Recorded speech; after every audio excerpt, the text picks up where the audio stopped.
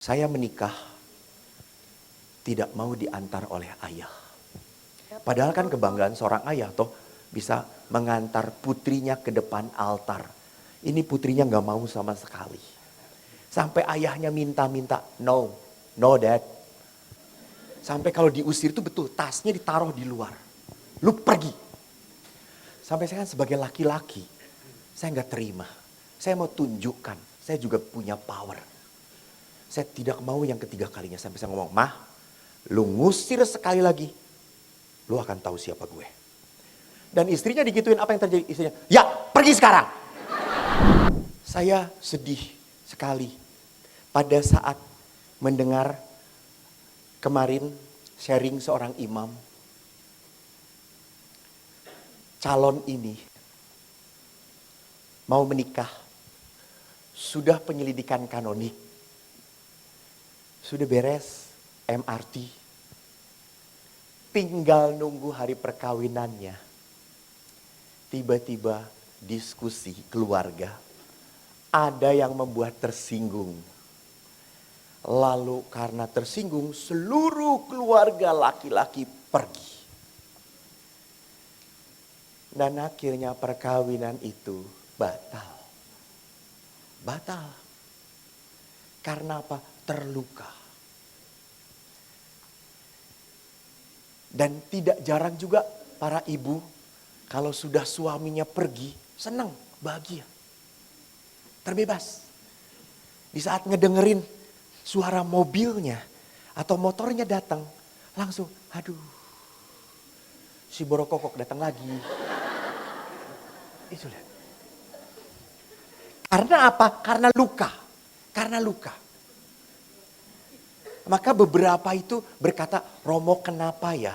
Saya tuh kalau berpegangan dengan suami saya nggak ada setrumnya sama sekali. Tapi kok kalau salaman dengan Romo Bono kok adanya trum ya saya itu ya Romo.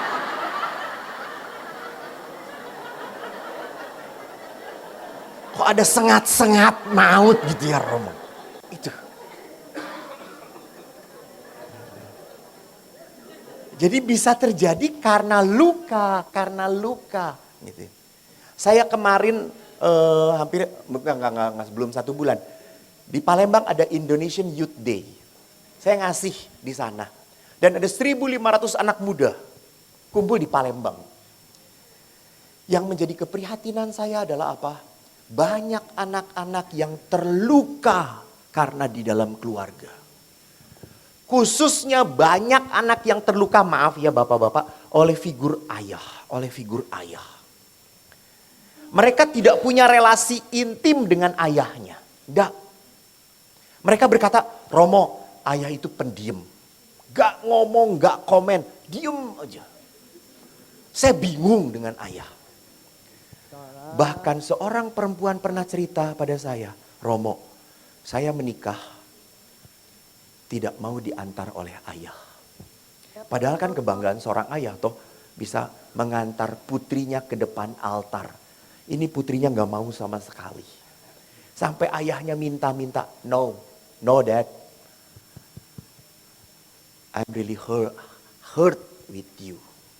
Saya gak bisa. Saya merasa kau selama ini bukan ayahku. Saya gak punya papa. Sampai seperti itu. Sampai kemarin saya harus ngobrol dengan suami istri. Suaminya keras, istrinya lebih keras lagi. Yang menderita siapa? Anak. Sampai saya tanya anaknya cuma 1 padahal perempuan. Sampai saya tanya anaknya, nak, kamu masih berdoa? Masih Romo sampai sekarang. Apa yang kamu doakan? Saya hanya berdoa 1 supaya mama papa berdamai. Edun kata saya. Ini anaknya yang lebih baik daripada orang tuanya. Keras dua-duanya. Tersinggung. Saya kepala keluarga.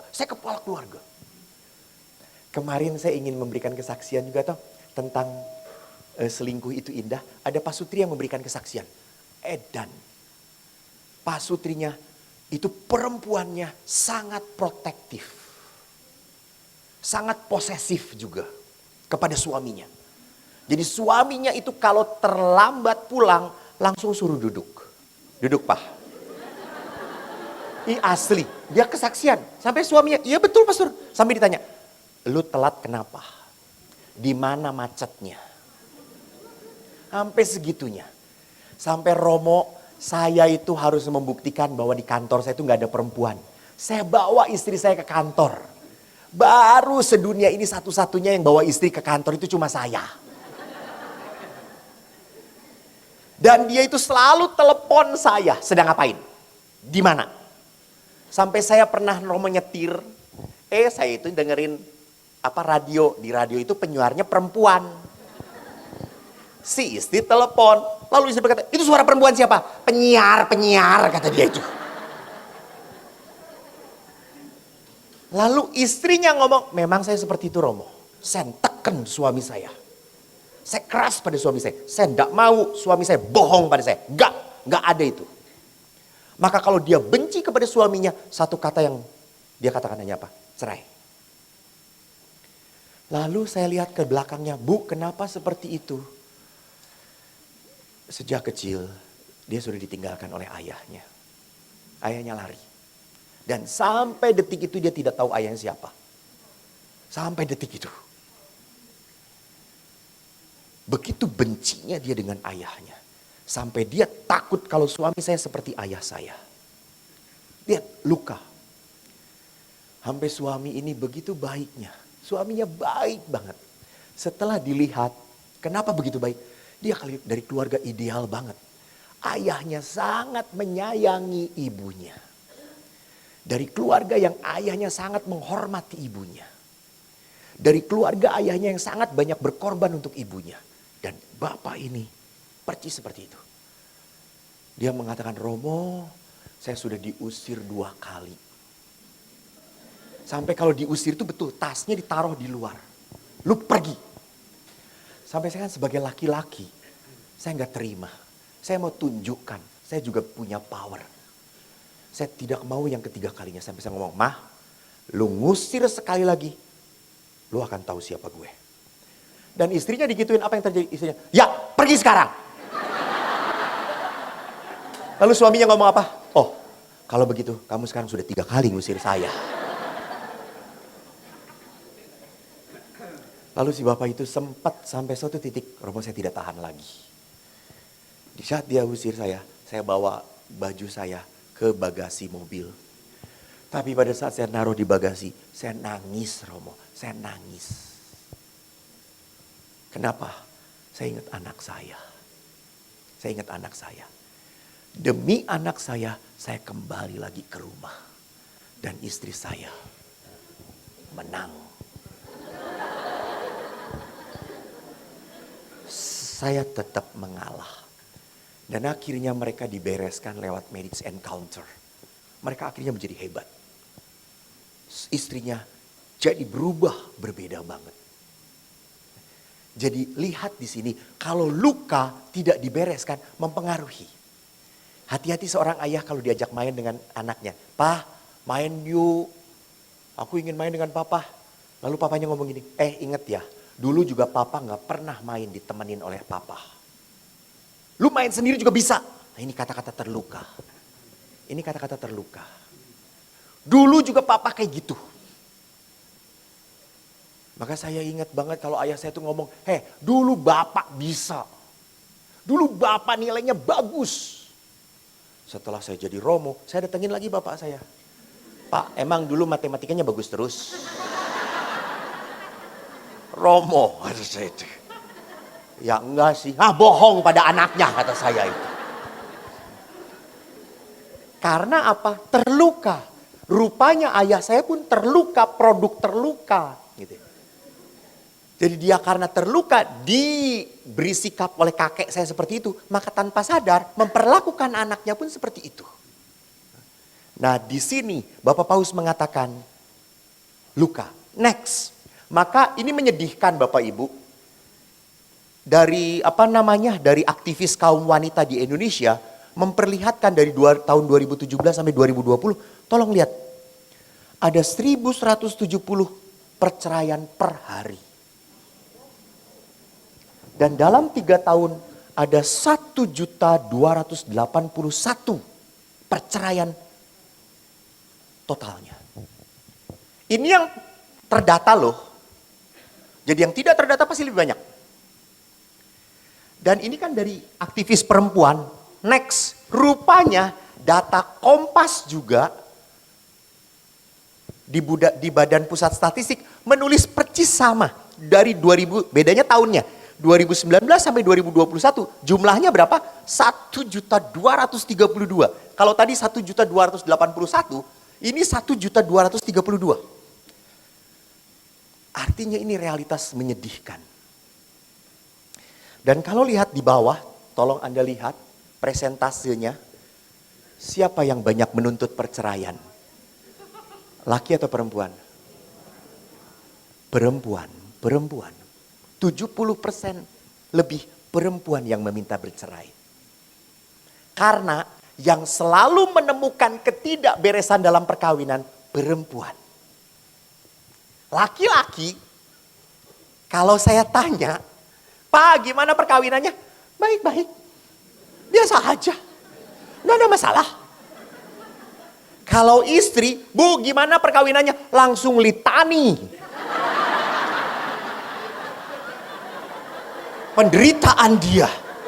Yesus saja 14 station, 14 perhentian, dia 28 perhentian gitu ya mungkin ya. Saya selalu ngomong, kenapa suami selalu mengatakan, saya tidak punya masalah, tidak punya masalah. Karena dia sumber masalahnya, jangan-jangan gitu ya.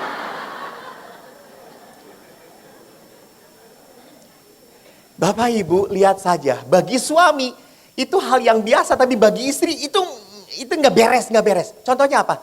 Naruh handuk setelah mandi. Kan suami plung aja, terus istri, Pak, handuk di sini. Suami akan berkata, ya nanti juga di situ sendiri kok, gitu ya. Pernah saya retret ibu-ibu WK, lalu saya mengatakan, Bu, suami itu anugerah terindah. Lalu beberapa ibu betul romoh, saya akan hargai suami saya. Saya akan sayangi suami saya. Wih, pas retret. Pulang retret. Saya telepon ibu itu setelah retretnya. Gimana Bu? Romo, saya lupakan semuanya. Kenapa? Itu saya pulang Romo, cucian banyak. Rumah berantakan. Suami saya sedang main game kayak gini, Romo, kurang ajar nggak? Mau saya cekik aja itu sih.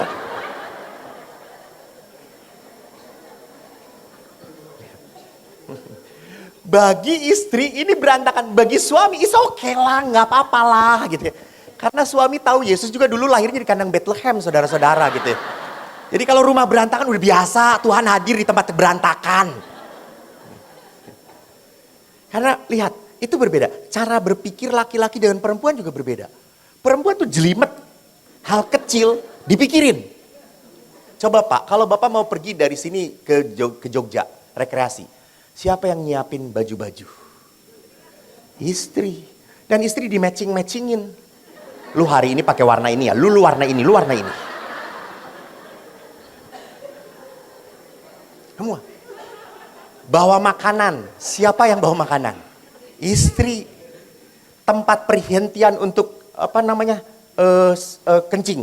Istri. Ini Shoppian. Stop Shoppian. Istri.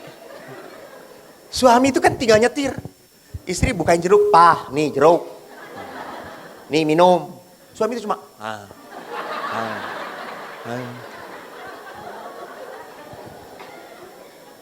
Saya waktu di Pratista pernah pergi dengan para romo dari Bandung ke Jogja, saudara-saudara. Sampai Garut saya itu nanyain, ada minum? Kagak ada. Buset deh, kata saya. Bandung Jogja, minum aja kagak ada, kata saya itu. Laki-laki, you know. Akhirnya berhenti dulu di Alfamart gitu. Setelah sampai Jogja, teman saya berkata, gua nggak bawa celana dalam. Tapi lihat, bagi suami apakah masalah celana dalam A, B, C, D, bolak-balik side A, side B? Nggak masalah. Dikepret-kepret gitu juga. Semua bakteri keluar.